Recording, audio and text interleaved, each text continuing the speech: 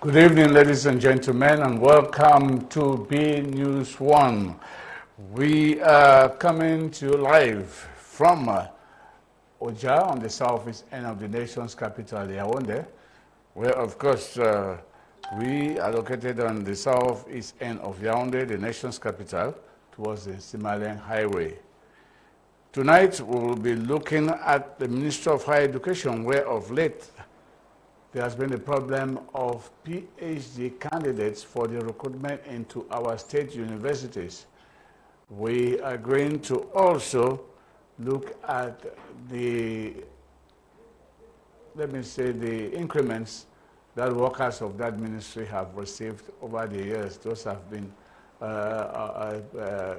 positive gestures taken by the ministry to get everybody on board so that they could have one thing.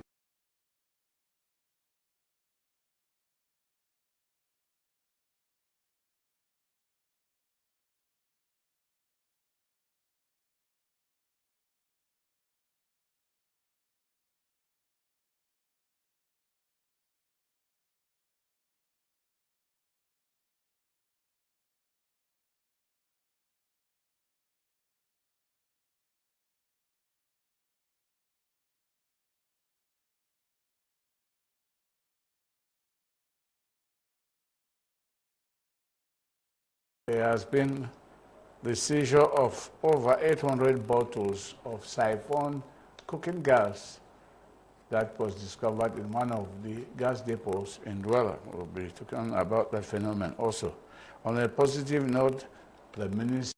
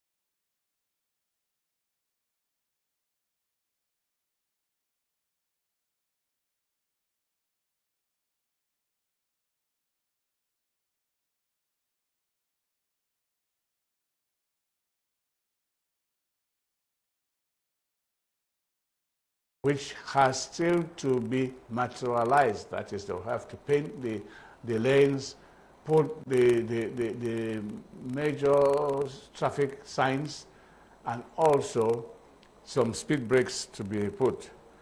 Then there's the enlargement of the Douala East End entrance, which has been given to McGill, a Canadian company that renovated the reunification stadium and are now completing the Olembe Sports Complex. They have been given that contract. And that contract to enlarge the east end of Douala is expected to finish by the year 2023. But so far, the amount of money budgeted for that job is 88.8 billion.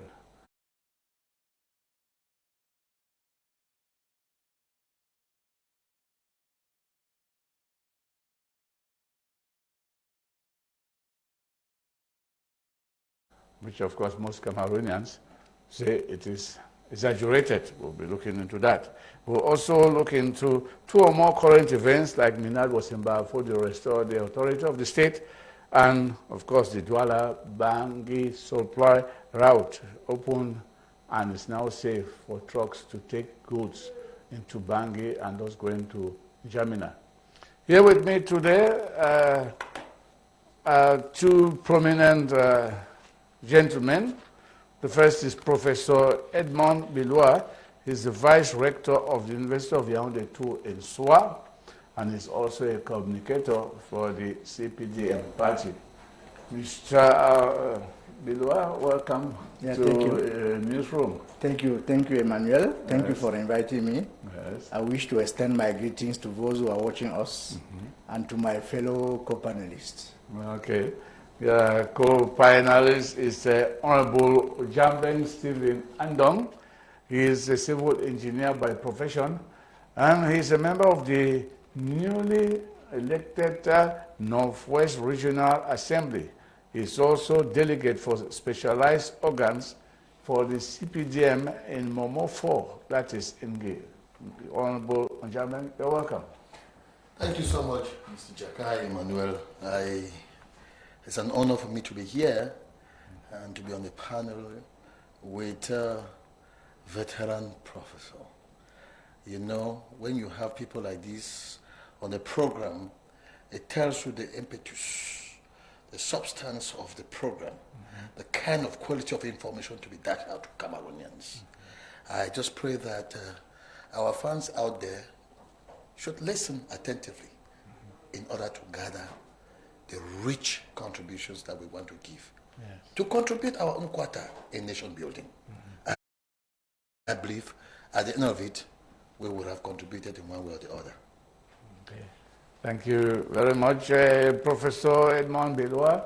This is your first time on the set, and of course, we're happy to have you at this time where there is some mutation amongst the teaching staff of state universities, and you happen to be a vice rector. But then the Prime Minister is supposed to have kind of paved the way for those who were actually frustrated that they could not be recruited into the university system. And priority also was being given for a long time to other lecturers in university who met at the conference, who have had their PhDs, and they thought that they should be given priority. So what is the situation actually on the field? Well, the situation now is that last year, more than 1,000 new teachers were recruited. Okay, so last year, the Ministry of Higher Education recruited more than 1,000 PhD holders. Last year, they launched a recruitment, and they are going to hire this year 500 more. And next year they will hire, actually they should have hired last year 500, but the process is still going on. Very soon the results will be out. And this year they are going to hire 500 more.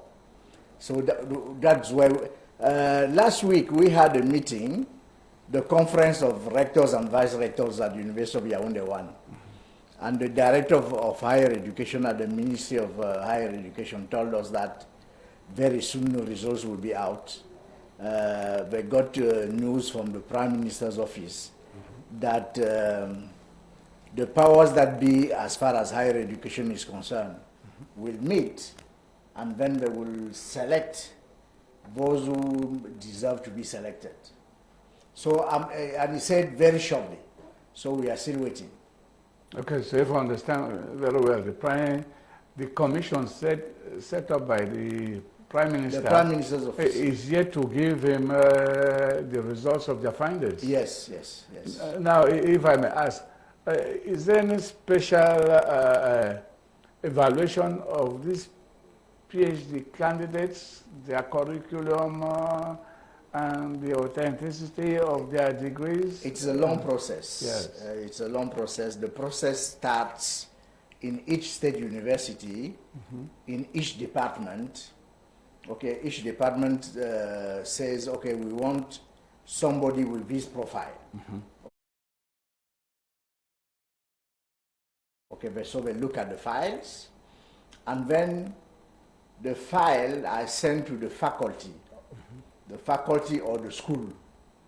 Okay, they look at the file again, and then the files are sent to the front office, to the rectorate, where there is a commission in charge of recruiting assistant lecturers. Yes. They look at the files again. But since this is a special recruitment, these files are also sent to the ministry, where another gathering takes place, and they look again at the files. After the ministry, the files are now sent to the Prime Minister's office, where all state universities are represented, and many ministries are also represented. Ministries such as the Ministry of Research, the Ministry of Public Service, the Prime Minister's office, the presidency. So it's a big meeting where they have to choose the best. Okay, so it's a very long process. It's not something that can be done in one day, because as you know, we have 8 state universities, and each state university has its own agenda. Okay, to have these people meet is not easy. So the Prime Minister's office will take care of it. But as I said, given what the Director of Higher Education told us, very soon the results will be out.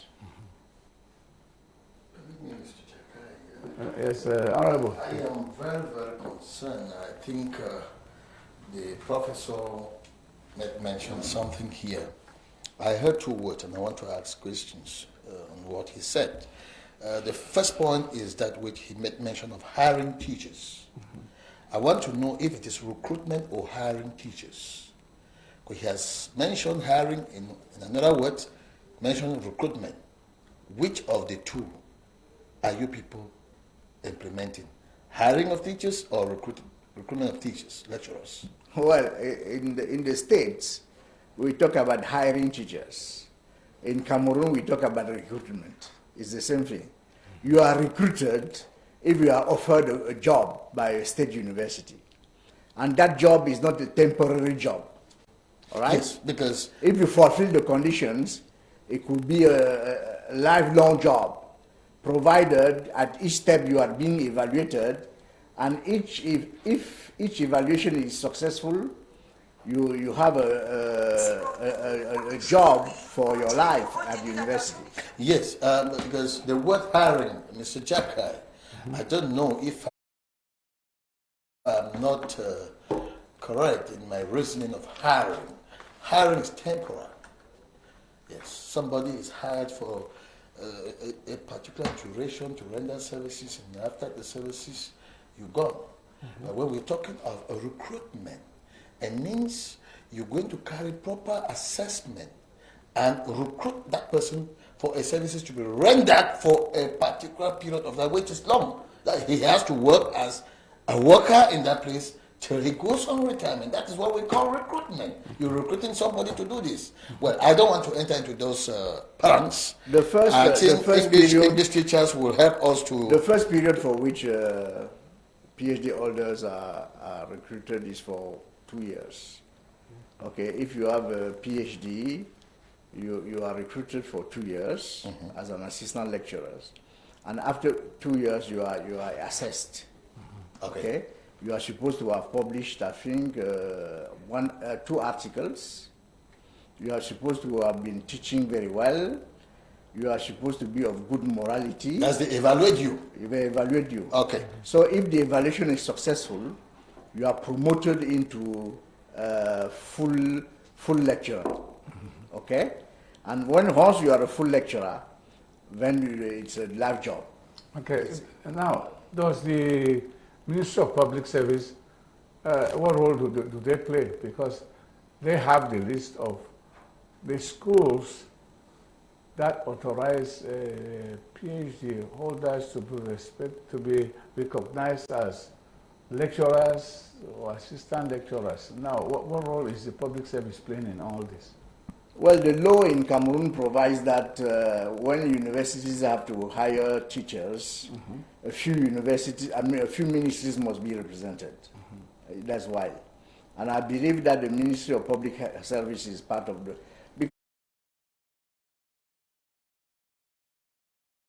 Because the Ministry of Public Service employs state employees, okay? Yeah. So if you are if you teach in a state university, therefore you are a state employee. Yes. Okay, that's why they have to be there. Okay, my other question goes with the steps, the procedure you just mentioned here. There is a commission that sits to receive the files and work on the policies of the various universities based on what they want. You talked of another commission, which is an interministerial commission. You talk of another commission, which is a prime ministerial commission. No, even in at the state university level. Yes. Some ministries are still represented there. Now, when the files go to the rector, to the front office, to the rector. So now, if we have interministerial commission involved at the level of the university, why don't we just save the burden of the people files passing through one commission to another? Do you really think that at the end of it, it will be that transparent as it was, and the word transparent? It should be more transparent, because the more people are looking at the files, the more difficult it is to have an opaque process. Okay. Are we in any way challenging maybe the commission that was set at the level of the university not to be able to do a fine job of this is a selection that is not biased? This is a special process. A special process. Yeah. Okay. The normal process, when you are recruited at the university, that's it. The university sends your name to the ministry and then does it. But this is a special process, and therefore, the powers that be have decided that since it is a special recruitment, files have to go through all these stages. Okay, so it's a special process, and therefore you have special, special ways of evaluating files and recruiting teachers. My last question, Prof. When I look at you talk, I see a man of substance, a credible man, a God-fearing Cameroonian. I'm sure you must not be surprised to hear the word regional balance. It's a word that has happened. We've listened, we've heard time and number people talk about the regional balance. Do you also take that into practice when recruiting lecturers in the university? Yes. In a country like Cameroon, it's important to take into account regional balance. Because we have seen cases where a university from a region will want to recruit only people from that region. Okay? We have seen cases where a university from a region will say, okay, for you to be considered, you must live in this region. Yes. Okay, so the state has to step in to say that no matter where you live, if you fulfill the scientific and academic conditions, you can be recruited. Okay, it's very important. On the other hand, at the lower level, for the entrance examination into professional schools, we look at the origin of the candidates, because it cannot be the case that a school will admit only people from one region. If you assume that in every region of Cameroon there are intelligent people, there is no reason why some Cameroonians will be excluded from a particular school. So, the origin of candidates must be taken into account in order to guarantee equity, fairness, honesty. That's why it has to be taken into account. It's very, very important. In any case, even in old nations and very developed countries, you have regional balance.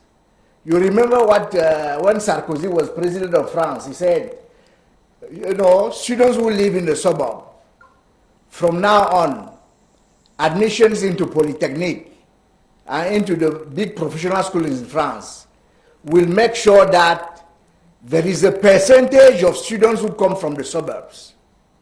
Because these students who come from the suburbs are not privileged kids.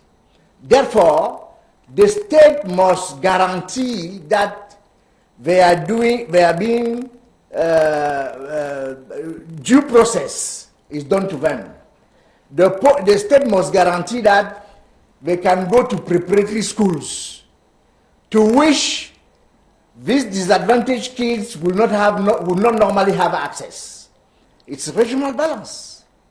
Everywhere in the world, the state has to guarantee that every single child can be admitted into a school, even if that kid comes from an unprivileged background, even if that kid comes from a suburb, even if that kid did not attend the big schools. That is why.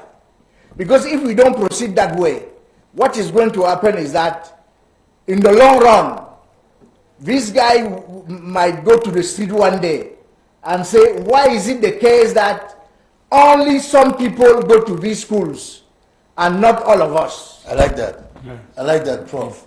I want you to look at me, eyeball to eyeball, and tell me, is there fair regional balance practiced in Cameroon? Yes, there is. Now, if you are asking me whether Cameroon is a paradise, I will tell you no, it's not a paradise. But in most cases, if you look at the big people who are working in Cameroon, people who have succeeded in social professional life, they come from all backgrounds. They come from all backgrounds. If you look at people who are teaching at the university, 3/4 of people who are teaching from the university are people from families that nobody knows about. You understand? They are from families that nobody knows about. They are not children of ministers. They are not children of general managers. They are not children of people who own big corporations. They are people who come from anywhere. So regional balance is there. It's there. And people also tend to exaggerate a little bit. Okay?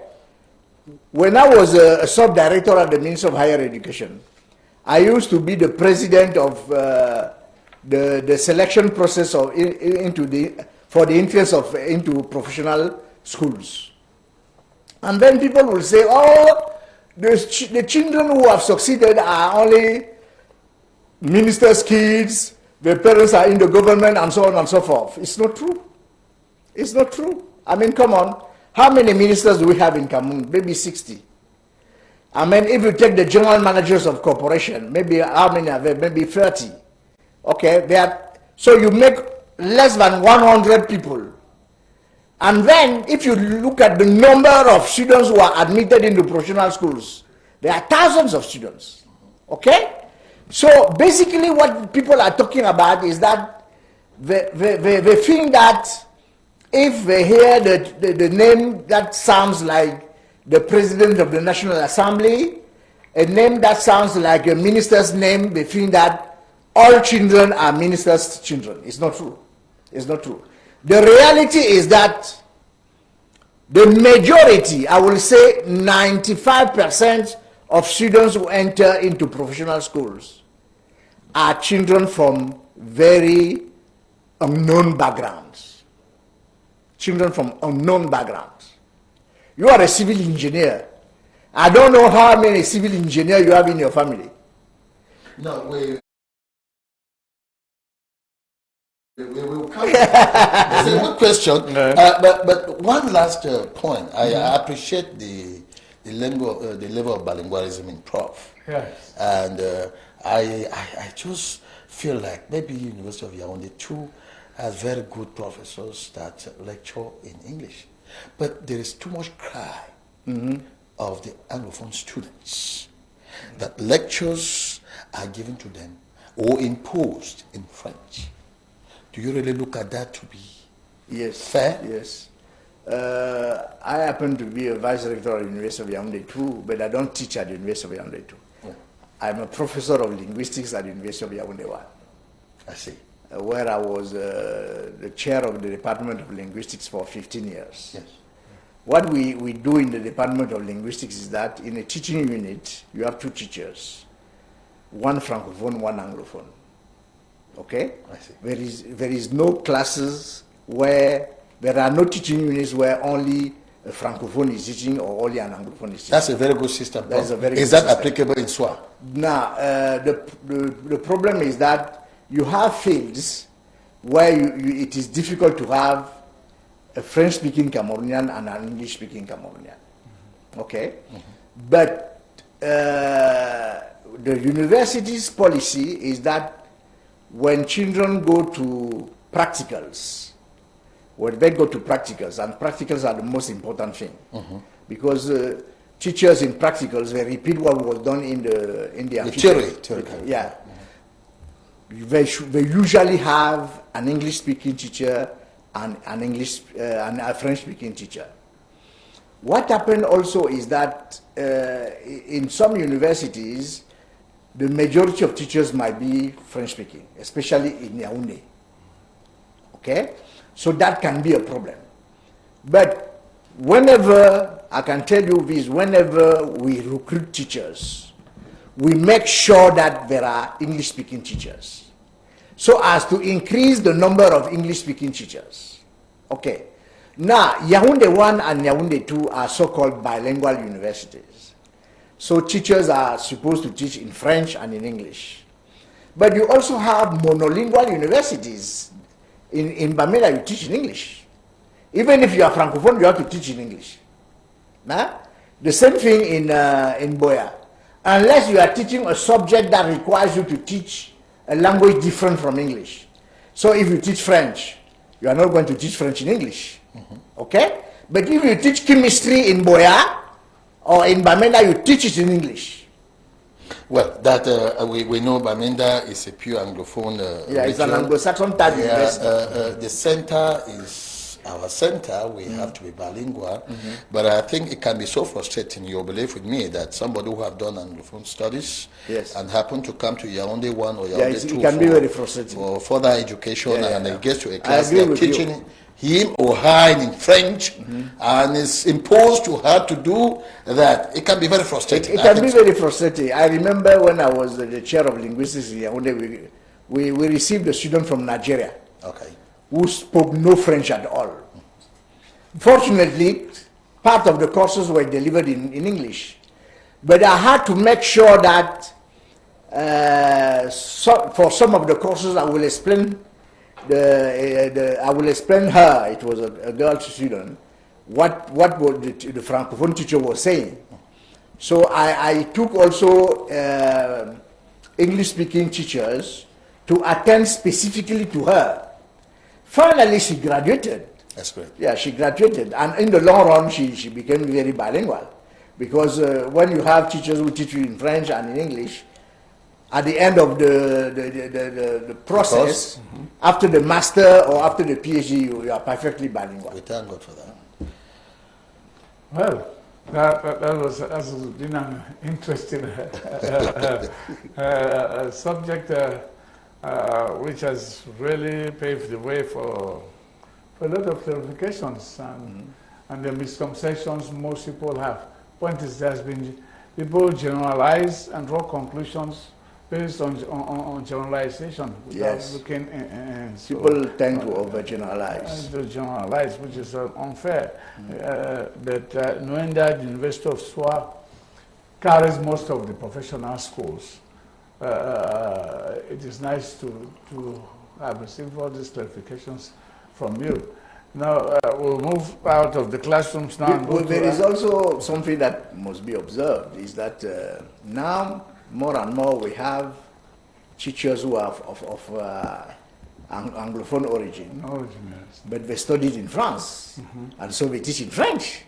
You also have Francophone who are of Francophone origin, but they studied in England or in the US, and most of the time they teach in English.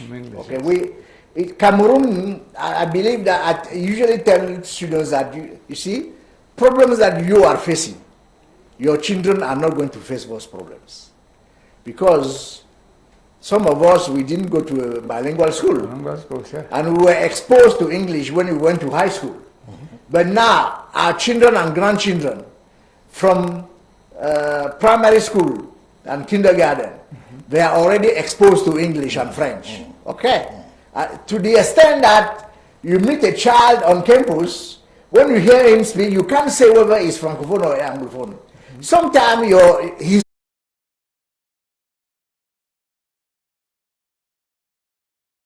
his name might tell you, but even the name can be misleading. Yes. Maybe his parents had a Francophone friend and gave her or gave him the name, or so on and so forth.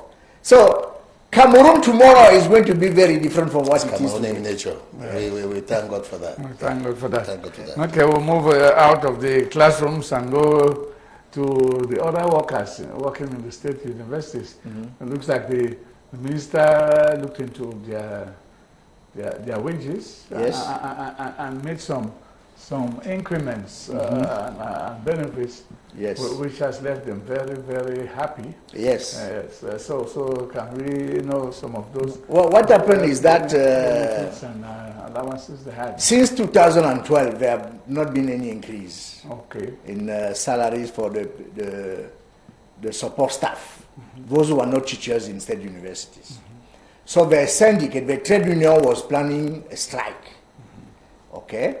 So there were high-level meetings, presidency, prime ministers, Ministry of Labor, higher education, and so on and so forth with trade unions. And then the powers that be said, okay, there should be an increase. Okay, there should be an increase. And the end result is that those state university employees were very happy, and they thanked the President of the Republic and the Prime Minister. And last week when we had a meeting of rectors and vice-rectors, the Minister of Higher Education sent a note and a request, as a matter of fact, and said the new salary scale should be implemented as from February, okay?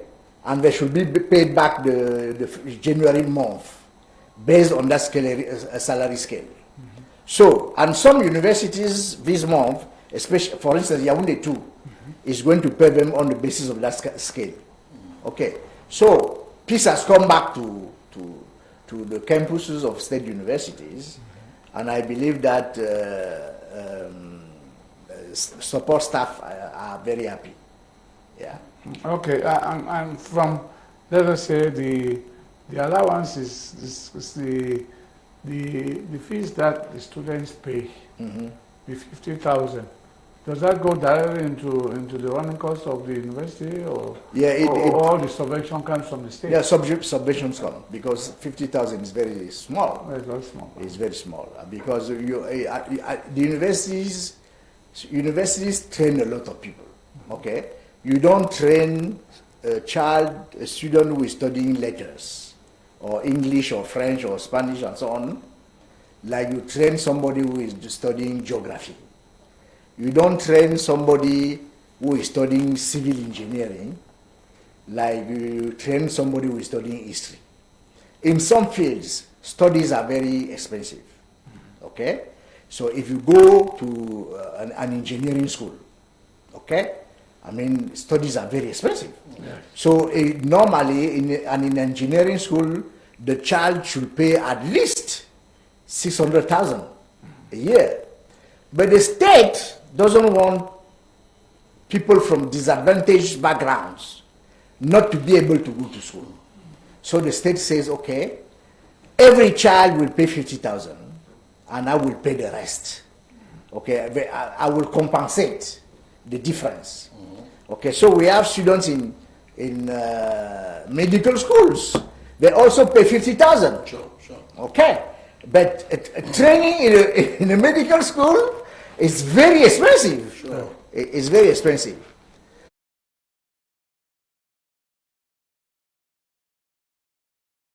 And the reasons why we come back to regional balance, it's equity. It's equity. Because a child whose parents cannot afford to pay 600,000 won't be able to go to an engineering school, although he's very intelligent and competent. won't be able to go to a medical school, although he's very intelligent and competent. That will create inequity, right? That will create social imbalance. And in the long run, that is likely to create social problems. Because when people are disgruntled, you don't know as far as they can go. Okay? So it is important for the state, and the universities encourage the state to do that. It is because school, education, one of the objectives of education is to make sure that there are very few social inequalities. That is why. So to answer your question, Emmanuel, yes, that money goes into the running of the university.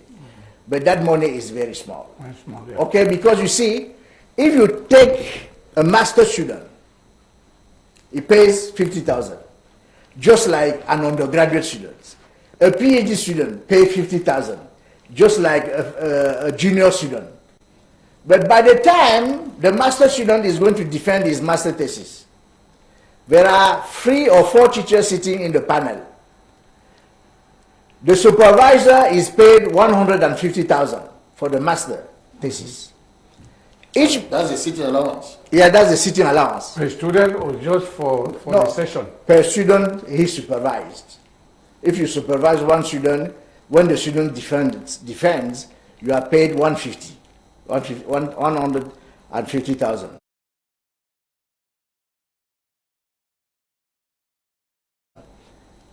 Members sitting in there, each one of them is paid at least 80,000. So you see, all of the money that the child has paid is gone. Yes. It's completely gone. If you go to the PhD level, when the student defends his PhD, his supervisor gets paid $1 million by the university. 1 million. Each member of the panel is paid at least 100,000, and there could be up to 5. And then when you bring them from out of Yaoundé, we bring colleagues from Boya, from Bamenda, from Marwa, from Gaoundéré. They are accommodated into hotels. Sometimes they fly. So the university has to pay their plane tickets. And sometimes teachers come from abroad.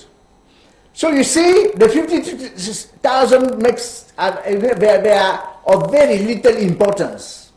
Okay? But we want things at this time to remain that way. Because there are families that cannot afford more than 50,000. If we ask students to pay according to the needs of the curriculum, the needs of the education process, will be making it impossible for the majority of Cameroonian students to have access to university education. Those are the problems. Those are the problems. So the state is doing its own share. Yes, Prof. I do appreciate all that. I think it is very educative to people to know the procedures that are being taken in universities. Just one, with the permission of the moderator, I think that there is a small worry, which I think many Cameroonians are dying in silence. Yes.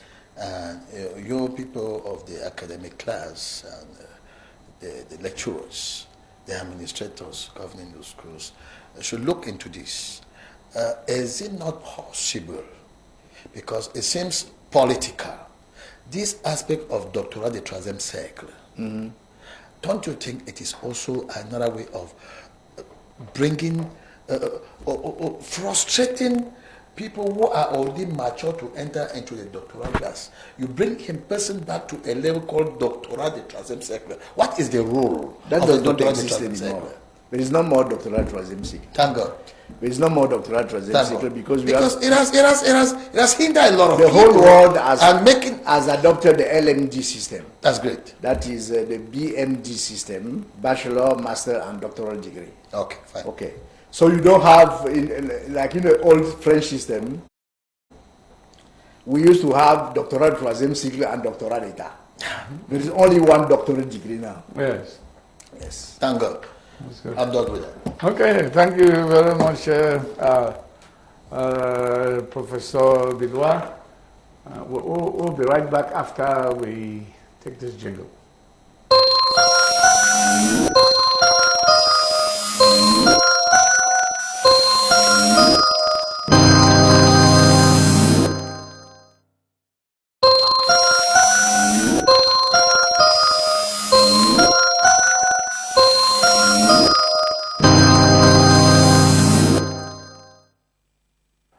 If you're just joining us, you are on Newsroom from the Bay News TV station, the Tam of the continent. We have just finished reviewing the plight of PhD students in our state universities, and of course the overall curriculum, and of course the wages of non-teaching staff. We will now move on to the era of commerce in the country. Of late, there's been the fight against illegal whiskey and wines, and this is really a serious health problem for most Cameroonians who are suffering today from, they've had their kidneys destroyed by this fake wine and that are sold in snack bars and nightclubs. Then also, the cooking gas has of late also been a thing of siphoning gas from full bottles to put into empty bottles, and thus reducing the quantity of gas. Is no longer 12 kilograms that is being sold. Most of the households are struggling because of that, and for that almost 800 bottles were seized by the Minister of Commerce in Douala. And of course, the case is still going on. That was at Yassa in Douala. Then we also know that all efforts are being used also to promote our locally produced products. Honorable Ojamben, you are there with the people, you know, you are a parliamentarian. What is your reaction to these cases we have had, which are creating more expenditure on the households, the Cameroonian households?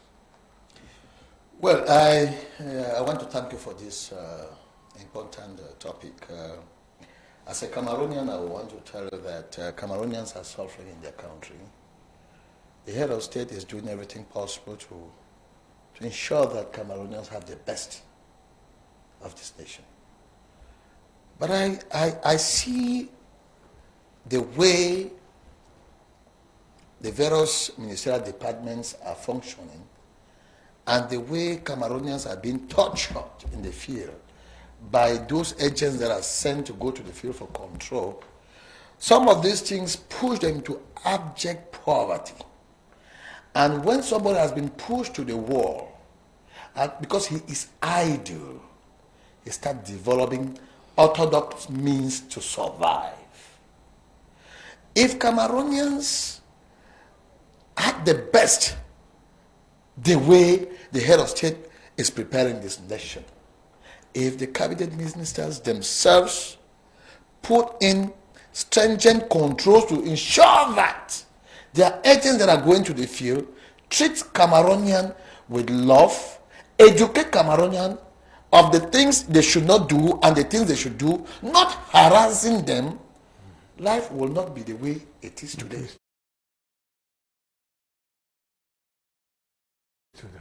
I speak like somebody who has 4 different companies. I have my engineering firm, I have a pressing, I have a security company, I have small beer parlors. All this is to see how we can help Cameroonians have jobs. But if you look at the way, especially the commerce, when they come to the field to control, you are coming to a bar where there is just few tables and somebody is there, they have given him a job to sell few bottles of wine, perhaps cook some food to serve people who are hungry, perhaps they don't have the time to leave from the house and eat food, maybe they come to the roadside, they eat and take a bottle of drink to discuss.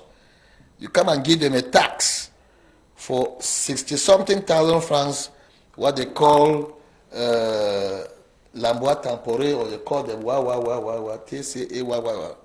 Now, when you push Cameroonians to that level, they look at what is coming in. It is too small for them to be able to meet up, to even pay the person that is working, to pay electricity bill, to pay tax, and the taxes are just too many. They are just too many. And so many people now, in order to catch up with the small trading that they are doing, they start looking at how to generate money through orthodox means. That's why you begin to see those fake whiskies that are roaming in beer parlors. Some, they even put them in some of the shops around. And so I think that we should treat Cameroonians with fairness. We should show love to this country. Most often, even those who are working in councils, they don't even work for the state. Because when they come and harass a beer parlor seller who does not even have the license of operating a bigger beer parlor, this person is supposed to corrupt them, and most of those corrupt money doesn't even go into the state treasury. It ends within them. So they amass wealth on the sweat of poor Cameroonians who are struggling to survive. This must be condemned at all levels. Look at those who, they call themselves buy-and-sellers at the roadside. Yes, you get a poor woman is sitting there with tomatoes and very few baby garlics and all the like. You don't know the burden she has in the house, the number of children she's going to feed from that small Kmer she's doing there. Some of the people, we see them run around, they say they are council police or whatever. You look at the way they treat them with no mercy. If they had the best, they will not come to the roadside. The market will create and make provision for shirts. We know that those shirts are bought by rich men. The common person doesn't benefit anything. Even if at the level where they advertise those shirts, the means of paying the shirt for a common woman who does not even have the capital to go and pay the shirt, it is impossible. These are the things that are pushing Cameroonians to get themselves into orthodox practices to survive. Mr. Jakai, you are sitting here. Let's use the example of animals. Am I right? Once an animal is confined in a place like a pig, we make fence and put pigs there. And the pig doesn't have enough food to eat today, tomorrow, and after tomorrow. That pig will break that fence and come out. This is true. And these are the things we are pleading, even with the government, that petty traders should be treated with mercy. They should even be abolished of certain taxes. There are big companies that can pay the taxes and the country will be fine. But not to cut you short. Most of these big companies don't pay taxes. They don't pay. The fake whiskey is put into imported whiskey bottles to make them look as if that's imported. But that's illicit fabrications in Cameroon. That's what I'm asking. So, and it's not the poor man on the streets. Do you know why Nigeria...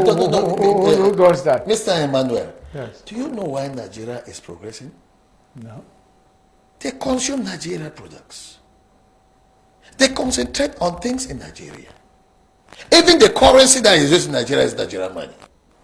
Whatever you carry from here, whether it's dollars, Cfa, and all the like, you go to add to what is in Nigeria because you have to convert it in Naira to be able to buy the things in Nigeria. Nigerians are industrious and they are into production. The Minister of Commerce should be able to come up with an industry that can train people. Don't we have, how do they call it? There's a local drink in Nigeria, they call it Ogoro. I speak like somebody who studied in Nigeria. Mm-hmm. Ogoro is produced from local palms and all the like. We drink palm wine. They process it until it gives them the Ogoro. If we think that people are producing this, because we all know, even the ministers themselves know that they are local production of hot drinks within Cameroon.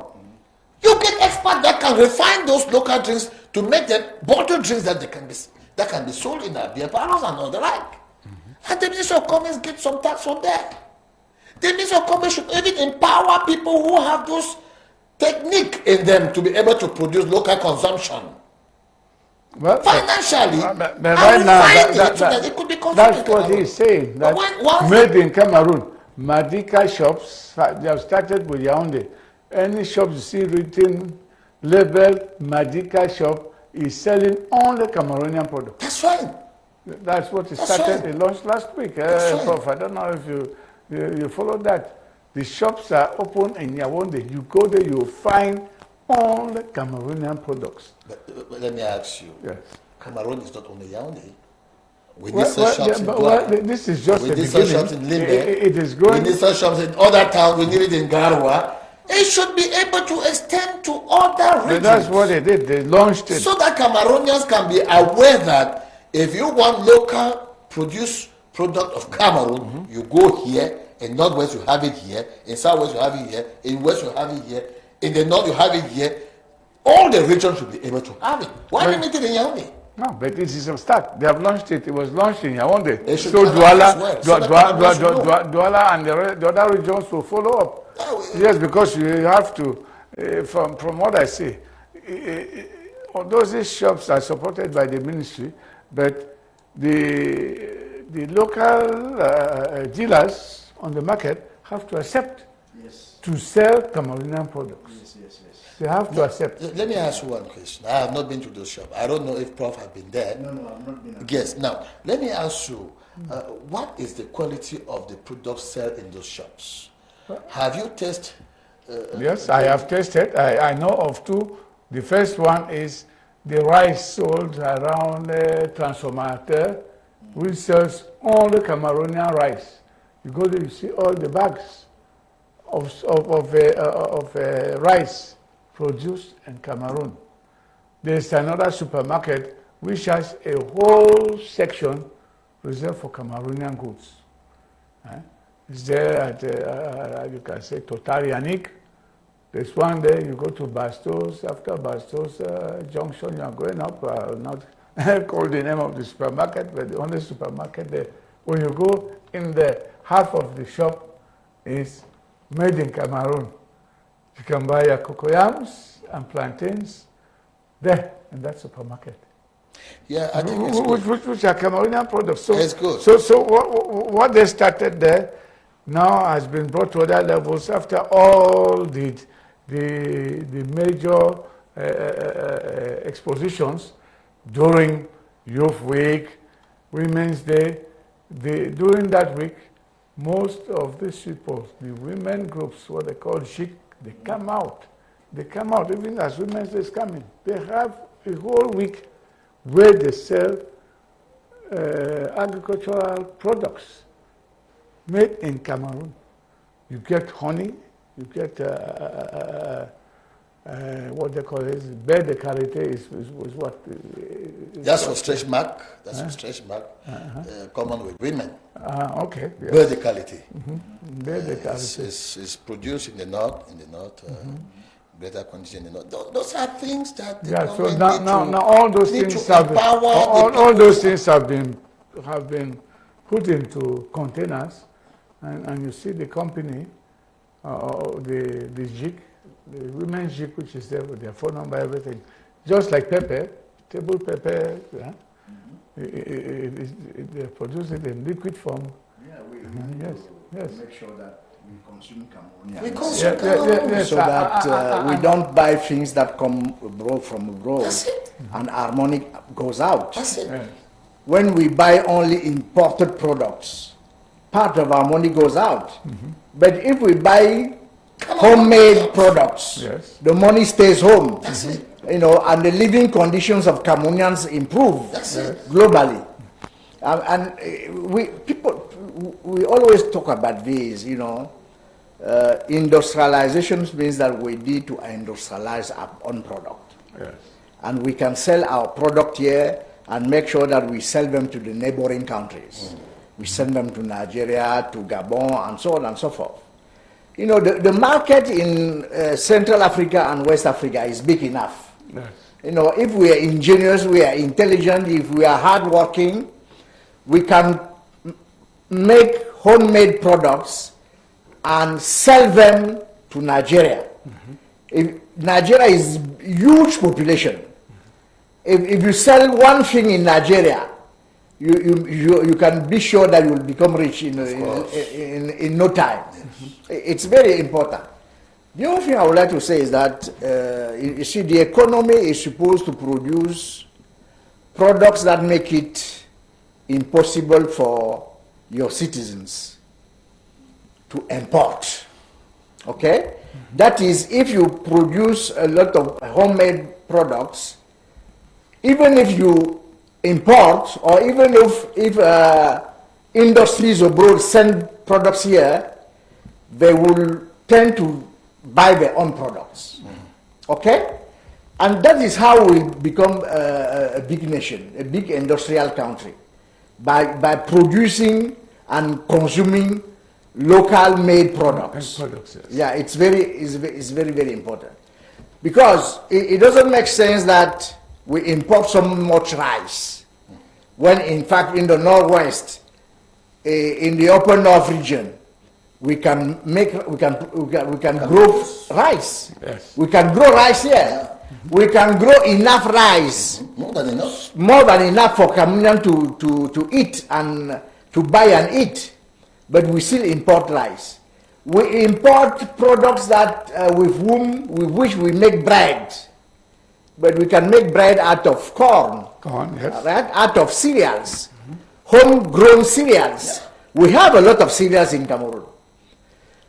So it seems one has the impression that the big industries abroad, you know, they have taken the power that be and put them in their pocket, so that they don't make policies that will encourage Cameroonians to produce local products and to consume homemade products.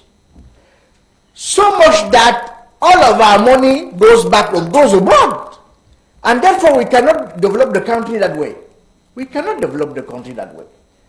We should really one day say, okay, as from now, we are no longer going to import rice.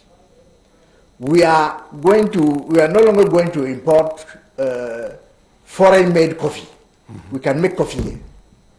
We have enough coffee and enough cocoa. And the best coffee. Okay. We can grind coffee and cocoa here. Yes. And send the powder abroad. We can do that. It's possible. Yes. We'll get much more money rather than just sending cocoa abroad and coffee. Let me add to you just talked something about cocoa. Yes. What the Chinese are doing. Once they come to your country and discover something new, they send experts to come and study it and go back to their country and improve upon it. All these things that Prof is narrating here, we can process them here in Cameroon. Yes. Perfectly. And this is the responsibility of the Ministry of Commerce. We'll make much more money. The Ministry of Commerce, the one I see today and the one I know, look for every avenue to collect. It doesn't empower so that more revenue can be collected. This is a problem in Cameroon. Mr. Jakai, do you know that Ndawara tea estate, even still there in Tarawa, they produce milk, cow milk, they water it. I don't know where you are talking. If we can go there and get some of the Ndawara milks from there, or Ndawara tea there, Nduti and other like this are products produced in Cameroon. Have you seen? I saw a machine, a whole factory that the Chinese are now producing gari in larger quantity. This is what our local women in the village are using handmade to produce gari. Chinese people came here and studied it. They are now producing it in larger quantity. Very soon they will be selling gari to Cameroun. Yes. Yes. We'll import it. Can you imagine this? And And when these the Chinese will take all of our money. to farm these cassavas, process it, produce the gari. They want to manage to have something out of it to help the children. The Minister of Commerce is sending agents to go and start harassing them for taxes. Let me go back to the issue of the hot drink you said. Yes. Whether it is a refined hot drink or locally made hot drink, we know that hot drink destroys the liver. Have you seen the number of hot drinks that are coming from Equatorial Guinea to Cameroon? Have you tested all those hot drinks, whether they are good for consumption? Why must you start by condemning only that which is produced in Cameroon? You see, we kill talents. We do not promote Cameroonians to develop the talents in them. Good thing they have given the regional assemblies are there. There's going to be high competition, inter-regional high competition Yes. for production. I will see how they go and stop people in their region when they think they can empower people who have talent to produce locally made products that can be used in Cameroon. Palm oil. I think Palm oil. Gari. there are a lot Yeah. of options. Honorable, I mean, it's not only the Ministry of Commerce that's responsible, it's the system. You see, because the Ministry of Commerce does not produce anything. Anything, yeah. Okay, you have other ministries like the Ministry of Agriculture that should promote agricultural products. And there are so many things that we can grow in Cameroon, process them, and send the finished product abroad, and we'll make much more money. You see, Emmanuel, when we send raw coffee, raw cocoa, we are not getting that much money. Yes. Whereas we should process those products here, and we send the product, the end of results products, and we'll make much more money. The other thing is that we'll employ Cameroonians. Many Cameroonians will get jobs in these industries. There are so many things that we grow here. If we were to process them, a lot of Cameroonians who are suffering there, who are jobless, will get jobs in these industries. That's it. Will get jobs in this industry. It seems to me that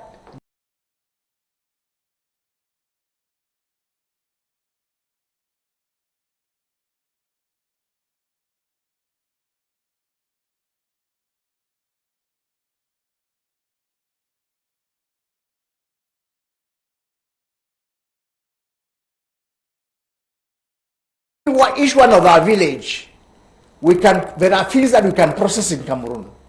We can process cassava. We can process banana. We can process yams. We can process all these things. And once they are processed, we send them abroad. We'll get much more money. Okay? It will strengthen our economy. And we can encourage people by education.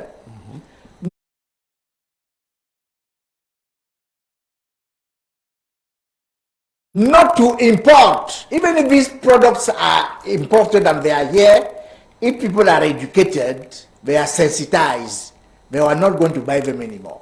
I beg to differ a bit with your second point.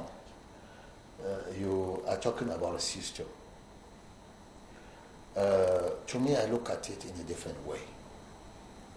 We have a president who loves his country. He has proven beyond reasonable doubt that Cameroonians should give their best to Cameroonians. He does everything possible to ensure that every part of Cameroon is involved in the central government.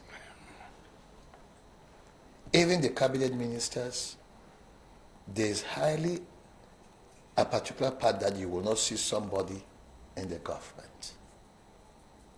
Now, the policies of the various ministries are well defined. The head of state is at the presidency. he appoints a prime minister who gives out the policies that have been given by the head of state, instruction how the government should go. You have been appointed a minister of agriculture. And you know that for the agricultural sector to develop, you are the one in charge. Do you expect the president to leave the presidency to come and tell you, Mr. Minister, you are supposed to do this? You have not done it? You are the Minister of Commerce. There's another one, Minister of Small and Medium-Sized Enterprise. That is to encourage Cameroon to be able to be creative, to create companies so that they can also employ, because the government cannot employ all Cameroonians. You also have the Minister of Industry. Must the president come to tell you, Mr. Minister, you are supposed to encourage people to create companies? So it is about the will. People don't have the goodwill to help the head of state move Cameroon to an emergent 2035.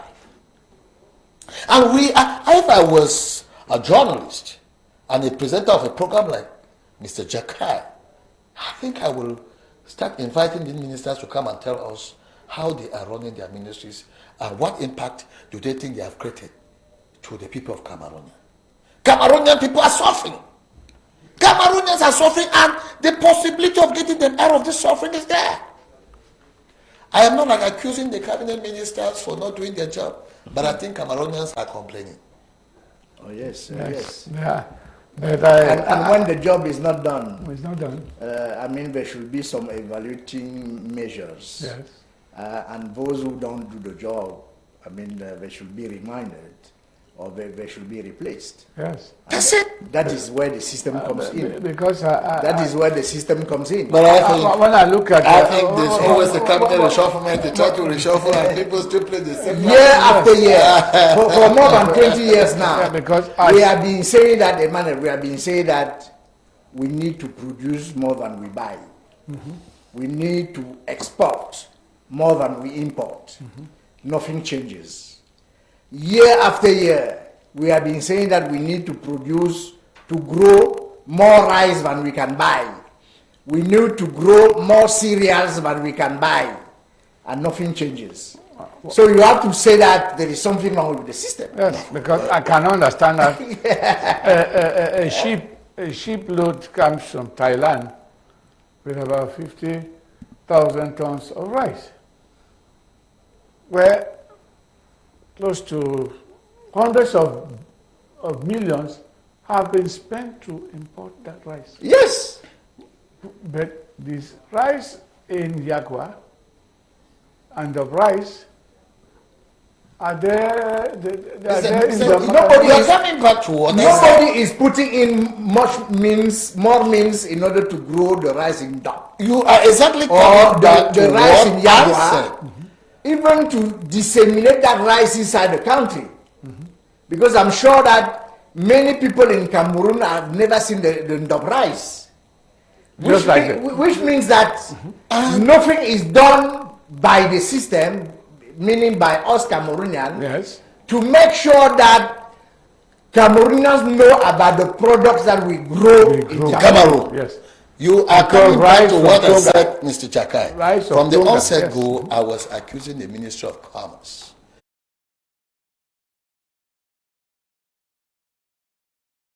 that the Ministry of Commerce is not empowering people to be able to be productive.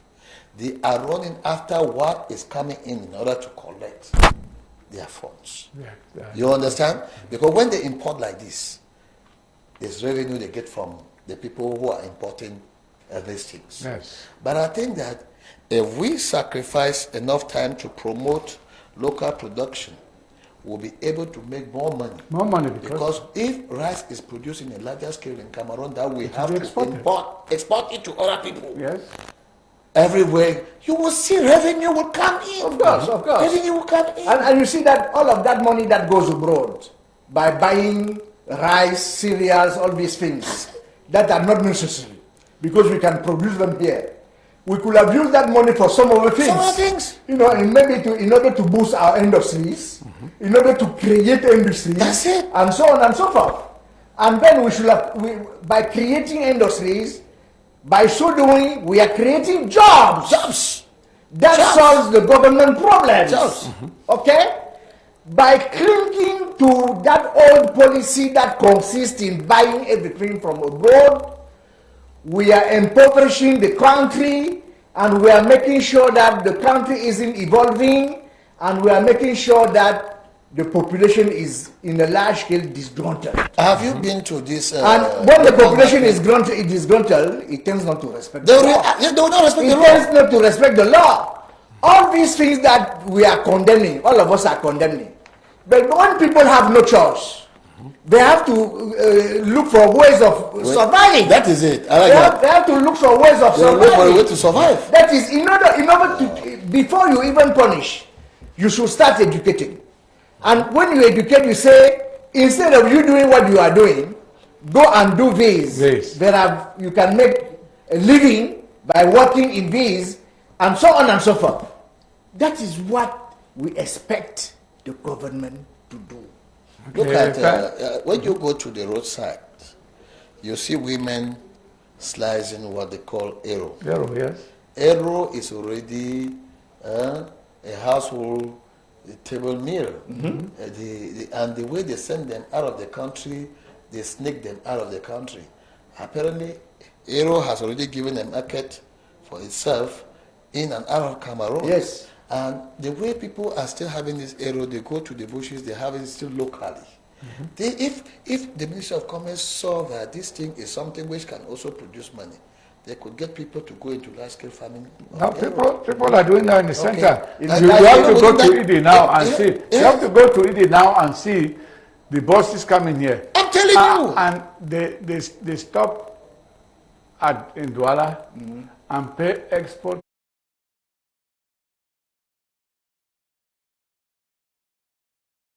taxes based on the tonnage Yes. that they have. No, and it's mostly he has buses. Good. It's mostly he has buses. You see- So that's why today it is not so much from the forest or of the northwest and southwest where the arrow is coming today, which is going to Nigeria. It is coming from the center. The center and the The east. Leke division, yes. they grow a lot of eru. So these are Although they call it avenues- differently, but it's the same plant. Okop. It's the same plant. That is it. And you see, even the money that we are getting from it, we can even get more money. More money and create jobs. Some of that And create jobs. is being It's- squeezed it out has of Cameroon created- illegally. Yes. Illegally. We can pass To through the it. extent that Packaging is a factor in Honorable, customs. if you go to Paris, if you go to Marseille, you will be surprised to meet Eru there. Good. In markets where Africans go and buy things. Good. But you have to wonder whether we ever got the money that we deserve to get Nothing. out of that area. Nothing. You see, Because they sneak it out, They and they the sneak government it out. loses so much money that would have come into. No, customs. Exactly. Customs has arrested several. He has bosses in Douala. Remember when I was in CITV, we had several coverages like that. Others that we went, on investigation to find out what was happening. I mean, buses loaded, 19-seater buses it is not were money. transformed into trucks of Eru. I will say Emmanuel, the people is not- who went and arrested those bosses were doing an injustice to those It is not money because that is the lacking government in this needs country. to organize that sector. There is plenty of money in this country to go around. Yes. Yes. There are plenty of means of developing this country to the extent that everybody will be happy. And people wouldn't have to resort to hidden practices. Because if we develop everything that we have in each one of our villages, this country will change overnight. Sure. Will change overnight. They say that we have to create industries. They don't have to be pharmaceutical industries. They don't have to be technical engineering industries. We can process the products that we have. And Europe, Asia, and the whole world has demonstrated that they need those products over there. I was told of a story where one lady said, I want chips, plantain chips. Yes. Okay? But Cameroon produces a lot of plantain. Of course. Obviously. CDC and all these things. And then, by the end of the day, the woman noticed that it was impossible to get so much tonnage Yes, Yes, of those chips. of those chips. to produce chips. Because nobody was able to produce them in Cameroon. That's it. Yes, because So what I had a friend who that was is- exporting to Switzerland. Yeah. He was sending, he was asked to supply 3 tons twice a week. So that's why I'm saying that there is But he couldn't. lack of will. Just The lack of will. Ripe plantains. The lack of will makes people to believe that we are incapable of doing it. We can do it if we want to do it. We can do it. I like that. We can do it. I like that. Okay, thank you. The impetus must come from up there. Okay. No. Like we are saying, I think we need maybe an NGO, maybe a civil society. Regions That can rebuild, regions will now have. rebuild No, you see, our it's a good thing that you are in the North Yes, region. yes. the values. This of- is where regions have to We show have a lot of values. how Regions have to innovative play- they can be. They have to play How a creative. major role. How creative they can be. Yes. Because all these things that we are talking about, if I were a member of these councils, these regional the regional councils, assemblies. I mean, normally we should have industries all over the place. Yes. And those industries will not cost us that much. That much. Yes. At the beginning, we could do it, Yeah. the old way. Yeah. But after a while, we'll get the equipments. Yes. We'll get the infrastructures. Yeah. And the economy will just boom. Yeah. I'm Just look telling at you. one day and find out. Imagine if you can send tons of plantain chips. If you can send tons of chips to the US, the Asian will also be asking for. Of course. You understand? And in the long run, you can become the biggest producer of that. Wow. Because we don't lack land. The land is there. The land is there. We don't lack people who can work. Unused. If people start working and they see the money coming, they'll continue working. They will come. Yeah. Nobody will think about faking Yes. whiskey and something like that. Good. Just see oranges. Let's Why just even take- talking of faking whiskey? Can we not improve upon the quality of the whiskey they are producing? Yes, even the local whiskeys we can we I produce- have We- tried we to have- call it, is it what, odontol or something of that sort? Yes. I've done it. The one that is produced with palm wine. Yes. They keep the palm wine to ferment. I don't know how they do it, and it's good, but it is brute. It's harsh. But I think that expert can go It into must it be and- processed better. Exactly. So when we see people who are already creative that can produce something out of our own local production, can we not refine it? You see, when I was a kid, my grandmother, because I went to primary school in my village in Mbam and Kim division, before it was the big Mbam division. Yes. And my grandmother used to produce local beer. Yes. And some of it, when it was fermented, it became like beer. Like beer. Alcoholic beer. Yes. And when it was not fermented, it was like Malta beer. Yes. You see that we have products that can compete with foreign With products. foreign products. If we can just industrialize them. That's it. Eh? And over there in the north and in the upper north, they also have drinks made out of local cereals that can become alcoholic beer or Malta beer.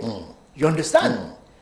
It is not that we cannot do it. We can do it because we have the know-how. If my grandmother used to do it, what about us who went to school? That's it. We can transform it. We can process it. We can industrialize it and start selling it to people. Yes. Okay, well, thank you, Prof. We'll take a transitional break, and then we'll be right back after this jingle.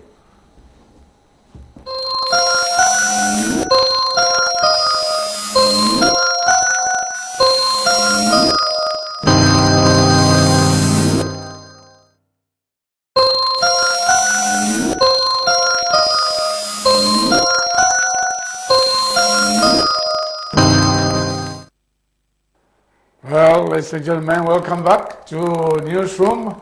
We are still on our debate and the talk show is still on. Now we'll go to the road infrastructures. The road infrastructures like the Yaoundé-Douala Highway, which is now earmarked to be delivered in December this year, still has some work to be done on it. They are talking of a 96% execution rate, but then it is just billions and billions and the rest. Kribi Lullaby Road, motor highway that will link up to Edea and then to Bomiebel. That one too, we're being told that the obstacles like the street lines, or that's water lines, there are some structures that maybe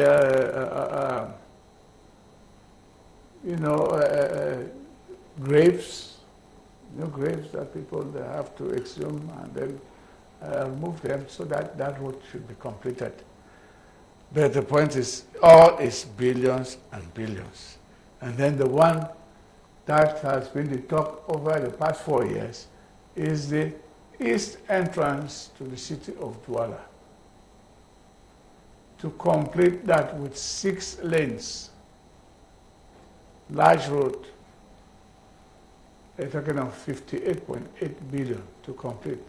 But then funding has been negotiated for 88.8 billion. Honorable Civil Engineer, what is your take on all this? Thank you, Mr. Jakai. I appreciate this so much. A lot has been said about the Douala Road. We are witnesses to the accidents that are occurring on that road on a daily basis. When it comes to road work, it is quite expensive.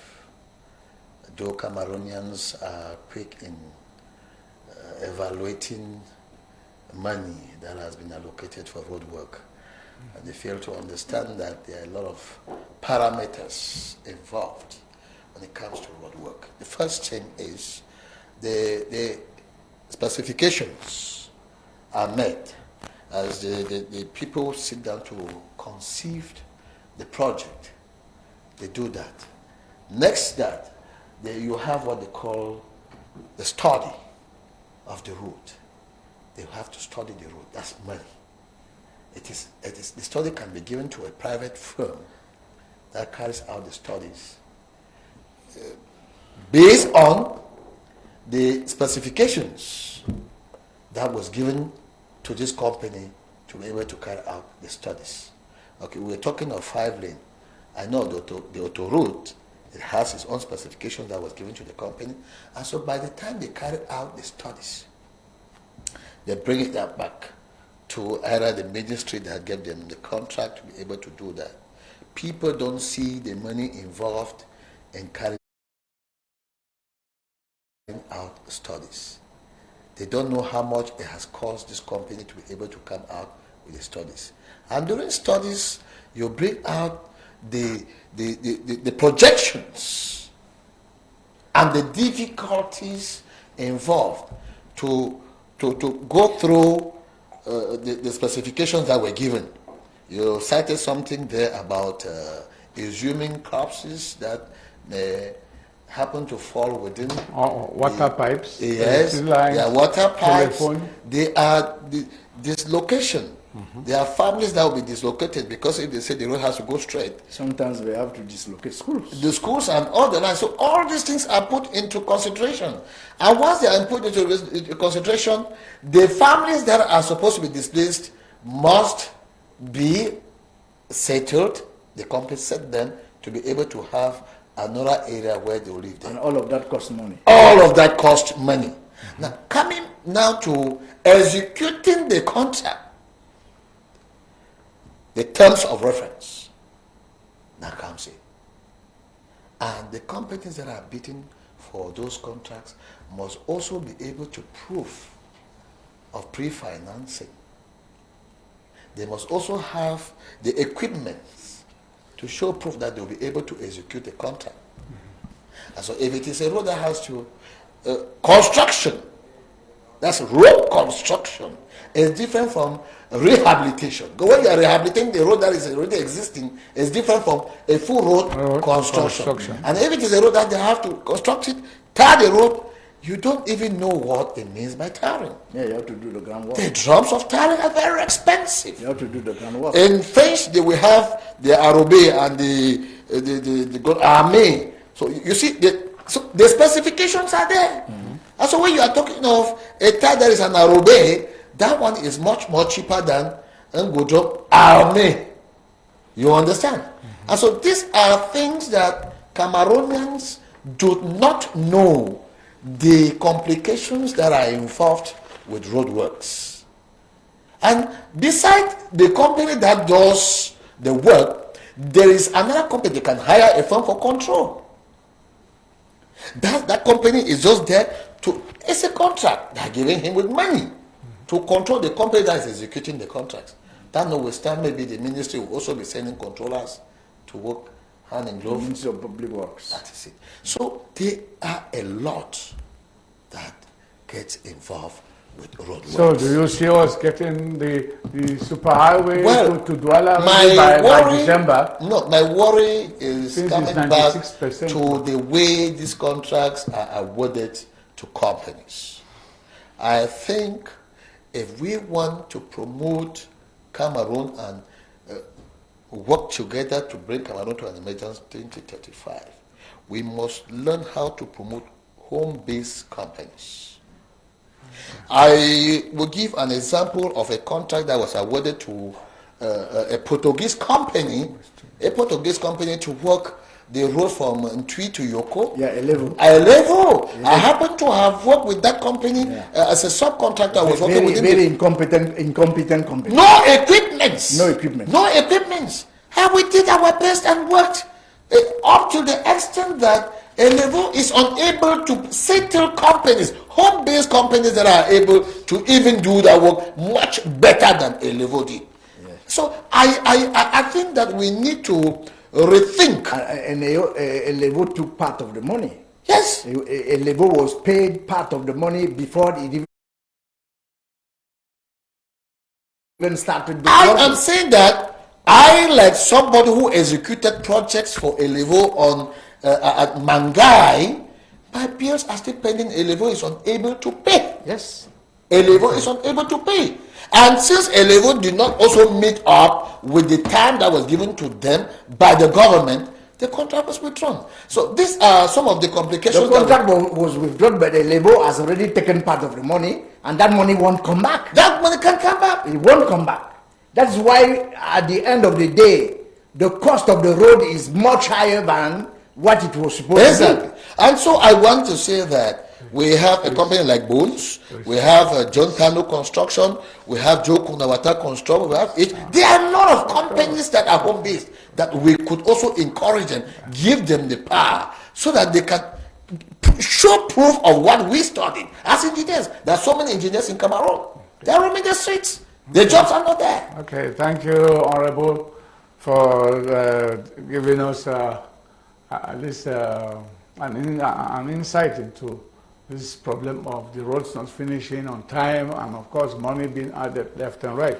Well, we're hoping that we'll have better ways of awarding the contracts. We just have about a minute to go. Just to inform you, we promised last week to bring you a decision from FIFA, and FIFA has confirmed the interim bureau of Mr. Seydou Bombonjoya to take care of Cameroon's activities. And of course, from those images you have on the screen, the state has recognized Seydou Bombonjoya. That is, they're respecting FIFA's decisions. The state is not getting themselves involved in anything extra. So on that note, we'll be saying Mr. Abel Bida, Senator Abel Bida, and his own bureau, which was voted by the National Assembly of FIFA for Fcfa, has to now listen to the overall decision from Fcfa, and that is where the state stands. So championship starts tomorrow. first and second division championships start in Cameroon. Football championships start in Cameroon tomorrow. With matches, second division will start on Saturday, and on Sunday it will be first division clubs that will take to the pitch. Well, ladies and gentlemen, we want to thank you for having spent the past 90 minutes with us. And I want to thank my guest, Professor Edmond. Thanks for coming. Thank you for inviting me. Yes, and I hope. Yes, I'm very glad to be here. Yes, it's nice, and you should keep the faith so that the university will continue to function smoothly without strikes. It's a long time. We've not had those problems in our state universities, which is, of course, a part on the backs of you, the administrators of those universities. So I want to thank you very much for coming. I also want to congratulate you for the beginning of this enterprise, News One. Yes. I wish you good luck.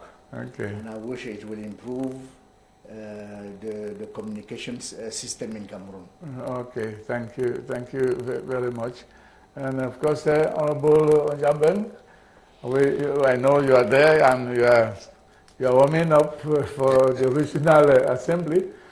So we are also waiting when you will get there to bring us the first feedback from your regional council in Bamenda. The pleasure is all mine, Mr. Emmanuel. Yes. I feel so comfortable to have Professor Bilois. We wish we can have more Professor Bilois, people who are proving that they love this country.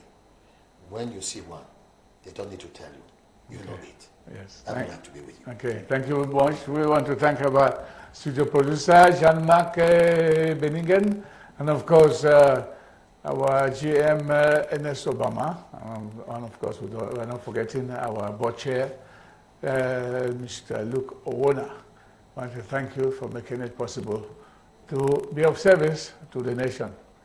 Well, good night, and God willing, we'll be with you next week, Friday at 9 p.m. for another edition of Newsroom. Ciao.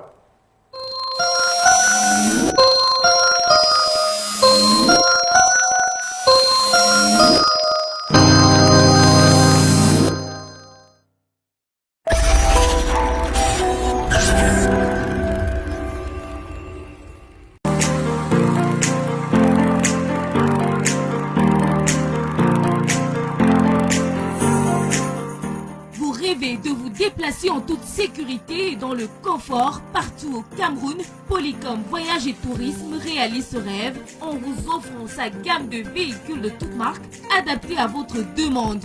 Berline, 4x4, bus, Yas. Équipés de GPS, des chauffeurs expérimentés, Polycom vous offre des prestations au meilleur rapport qualité-prix. Polycom Voyage et Tourisme est situé au quartier Vogada, face Mirador Hotel. Réservez dès maintenant votre véhicule au plus